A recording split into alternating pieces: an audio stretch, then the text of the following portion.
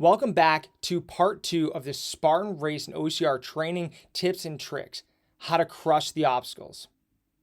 In part 2, called Obstacle Race Training, the ultimate guide of the major 4 C's of obstacle course training: carries, crawls, climbs, and crosses. We will break down each one of them and give you examples of what to do to start getting better at them. Each C takes a different type of strength and mental toughness. So it's important that you focus on all of them if you want to be successful in OCR. So let's get started. Any obstacle in a race is difficult to do due to the multiple elements that must be integrated together. The difficulty lies in finding the right balance and coordination between your strength, your endurance, agility, flexibility, and speed for each obstacle. Many of them require you to lift heavy objects or carry a weight over a distance, while simultaneously jumping over obstacles or crawling through tight spaces. They also challenge your problem-solving skills, as you often have to take a different route than anticipated during the competition.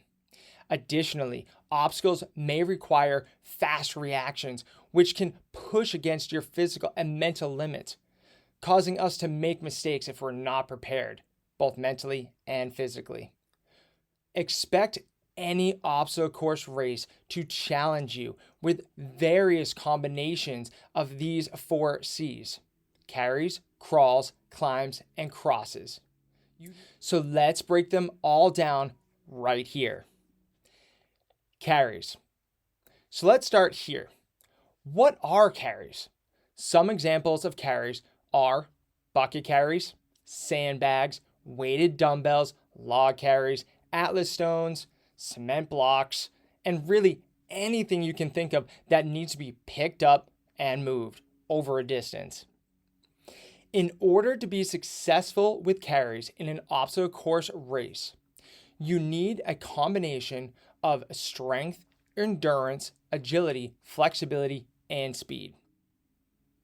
To prepare for carries, it's important to do exercises that build strength in your arms, your shoulders, legs, and core.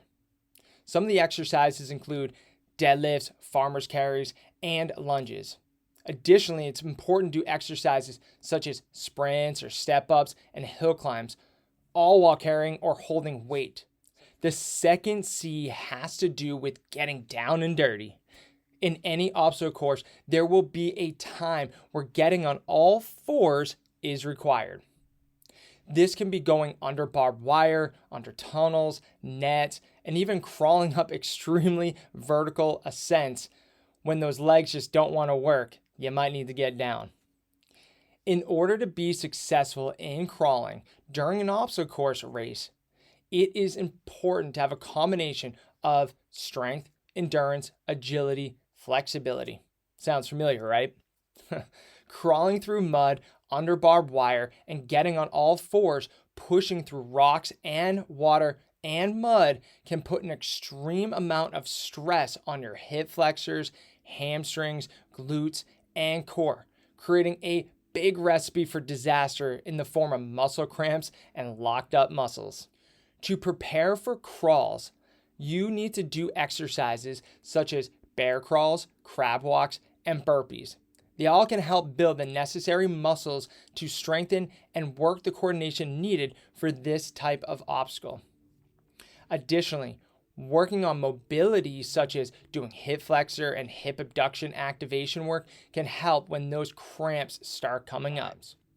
When it comes to the third C, climbs, it's not just climbing up ropes we're talking about, but also pulling down of the ropes and climbing up those wobbly ladders that can cause some problems if you are not prepared.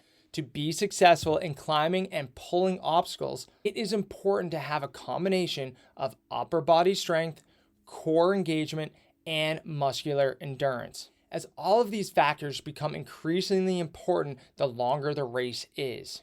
Additionally, exercises such as pull-ups, chin-ups, and actually doing rope climbs can help build upper body strength needed for those type of obstacles. as well as working on mobility work, such as doing shoulder activation drills, can really help you stabilize those shoulders for that extra pull that you might need.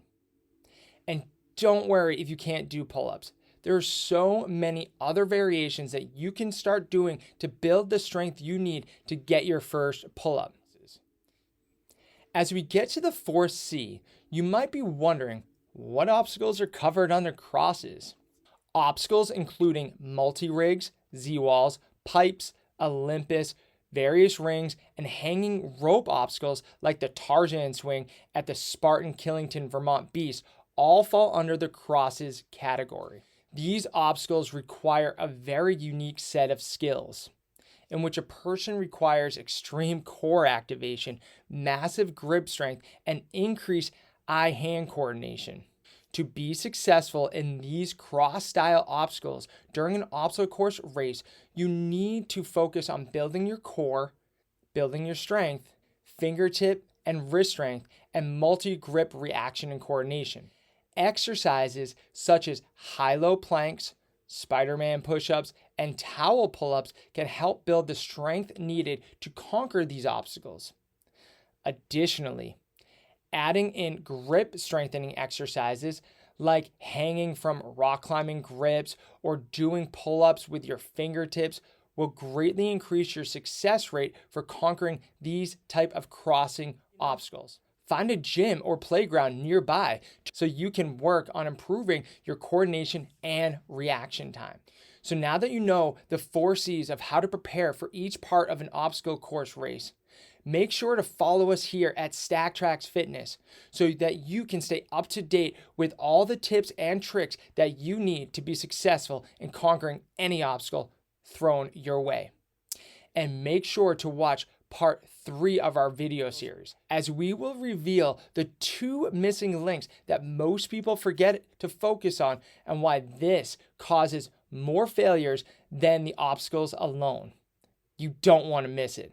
Check it out here in the description below.